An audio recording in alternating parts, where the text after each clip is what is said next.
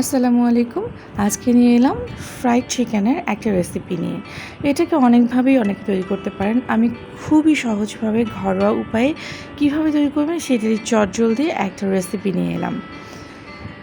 প্রথমেই মুরগিগুলোকে ভালো করে ধুয়ে এভাবে একটু চিড়ে নিয়েছি যাতে মশলাগুলো ভালো করে ভিতরে ঢুকে যায় এবং মাংসগুলো সুসিদ্ধ হয়ে ভাজা হয়ে যায়। প্রথমে দেখতে পাচ্ছেন আমি লেগ পিসটাকে কীভাবে চিড়ে নিয়েছি, এরকম যে পিসগুলো নিয়েছি সবগুলো কীভাবে চিড়ে নিয়েছি। এরপরে এখানে আমি আদা রসুন বাটা দিয়ে দিলাম ম্যারিনেশনের জন্য। আদা রসুন বাটা দিয়ে দেওয়ার পরে এখানে অন্যান্য মশলাগুলো আস্তে আস্তে আমি যোগ করব। এরপরে এখানে আমি একটা ডিমের কিছুটা অংশ যোগ করেছি। চাইলে মুরগির পরিমাণ বেশি হলে একটা আস্ত ডিম দিতে পারেন। আমি এখানে যেহেতু 4 পিস মুরগি নিয়েছি এর জন্য আমি ডিমের অর্ধেকটা দিয়েছি আর কি। এরপরে এখানে ভাজা জিরার গুঁড়া যোগ করে দিলাম। জিরার গুঁড়াটা বাসায় বানানো, তেলে নিয়ে গ্রাইন্ডারে গ্রাইন্ড করা। এরপরে এখানে গরম মশলা গুঁড়ো যোগ করেছি। এটাও ঘরে তৈরি, এটাও হচ্ছে শুকনো কড়াইতে বা ফ্রাই প্যানে ভেজে নিয়ে তারপরে এটাকে গ্রাইন্ড করে নেওয়া।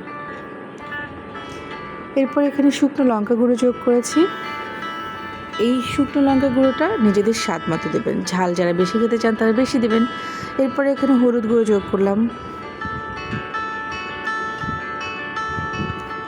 মশলাগুলো নিজেদের পছন্দ মতো টেস্ট অনুযায়ী দেবেন, তাই আমি স্পেসিফিক করে পরিমাণ বললাম না। খানিকটা গোলমরিচের গুঁড়ো দিয়ে দিলাম।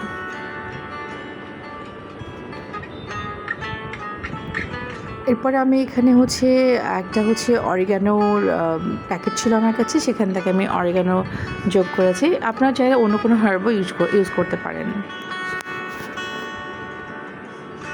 পার্সলে পাতা যোগ করলাম। এই হার্বগুলো নিজেদের পছন্দের মতো করে যোগ করবেন, যার যতটুকু প্রয়োজন। চাইলে স্কিপও করতে পারেন। আমি দিয়েছি যেতে খেতে একটু অন্যরকম টেস্ট আসে, অথেন্টিক একটা টেস্ট আমি জন্য দিয়েছি। এরপর আমি এখানে টক দই দিচ্ছি। আপনারা চাইলে টক দই স্কিপ করে এখানে লেবুর রসও দিতে পারেন। আমি খানিকটা টক দই এখানে যোগ করলাম।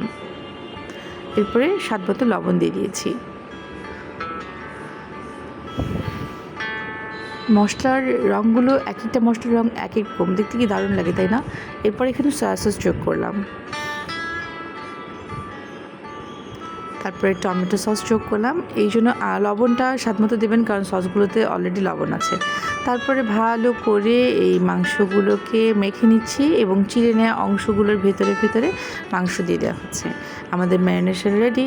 এভাবে কিছুক্ষণ রেখে দিয়েছি আমি। এরপরে এখানে নিয়েছি ময়দার সাথে যোগ করলাম কর্নফ্লাওয়ার। এটা মাস্ট, কর্নফ্লাওয়ারটা মাস্ট যোগ করতে হবে, নাহলে উপরের ক্রিসপিনেসটা আসবে না। এরপরে এখানে খানিকটা গোলমরিচের গুঁড়োও যোগ করে নিলাম। আর অবশ্যই কিন্তু লবণ দিতে ভুলবেন না, স্বাদ মতো অবশ্যই দিয়ে এটাকে শুকনো যে এটা আছে সেটাকে মাখিয়ে নিলাম। এখানে আপনারা আদা রসুনের গুঁড়ো ইউজ করতে পারেন। আমার কাছে আদা রসুনের গুঁড়ো ছিল না, যে জন্য আমি আদা রসুনের পেস্ট ইউজ করেছি। দেখতে পাচ্ছেন শুকনো লঙ্কা দিয়েছি।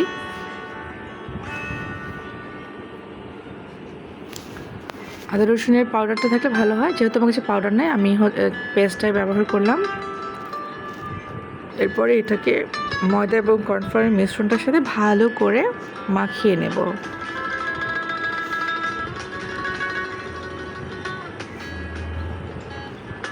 মাখিয়ে নেওয়ার পর দেখেন এরকম একটা দানা দানা ব্যাপার থাকবে। এই দানা দানা বিষয়টাকে আমি চেলে নিয়েছি স্ট্রেনারে। চেলে নেওয়ার পরে যে দানাদার অংশটা আছে সেটাকে সেপারেট করেছি। সেটার সাথে আমি একটু ব্রেড ক্রাম্ব যোগ করেছি। আর যে পাউডার ব্যাপারটা ছিল সেটার সাথে পানি যোগ করে এরকম একটা ব্যাটার তৈরি করেছি। চিকেন ফ্রাই অনেকে ঠান্ডা পানিতে ডুবিয়ে কর্নফ্লাওয়ার বা ময়দা দিয়ে ডুবিয়ে নেন, তাতে উপরের যে লেয়ারটা ভালো আসে। আমি এখানে একটু ডিফারেন্ট করেছি, পানি না দিয়ে ওই ময়দার মিশ্রণটাকে ব্যাটার করেছি, আর ময়দার যে দানাদার অংশটা সেটার সাথে ব্রেড ক্রাম্ব যোগ করেছি। করে এভাবে এক হাতে ব্যাটারে চুবিয়ে আরেক হাতে আমরা ব্রেড ক্রামে বা আটার যে এটা আছে সেটাতে যোগ করবো, এবং এটা অবশ্যই 2 হাতে করতে হবে। এক হাতে করলে হবে কি দানাদার অংশটা পানীয় অংশ লেগে দানাদার হয়ে যাবে। এক হাতে ব্যাটারে লাগাতে হবে, এক হাতে আরেক হাতে গুঁড়োটাতে চুবিয়ে নিতে হবে। আপনি 2 হাতে করতে পারেন বা দুজনে মিলে করতে পারেন, তাহলে এই অংশটাতে কোনো ঝামেলা হবে না। দেখতেই পাচ্ছেন আমার চিকেন ফ্রাইগুলো রেডি। এরপর আমি অল্প তেলে ভেজে নিচ্ছি, ডুবো তেলটা আমি স্কিপ করে অলওয়েজ। ঝটপট হয়ে গেল আপনাদের মজাদার চিকেন ফ্রাই। অবশ্যই বাসায় ট্রাই করবেন, বাচ্চাদের টিফিনে, মেহমানদারিতে বা মুখরোচক যে কোনো খাবার, বিশেষ করে ফ্রাইড রাইসের সাথে সার্ভ করলে একদম জমে যাবে। অনেক ধন্যবাদ আপনাদেরকে সাথে থাকার জন্য। ভালো থাকবেন।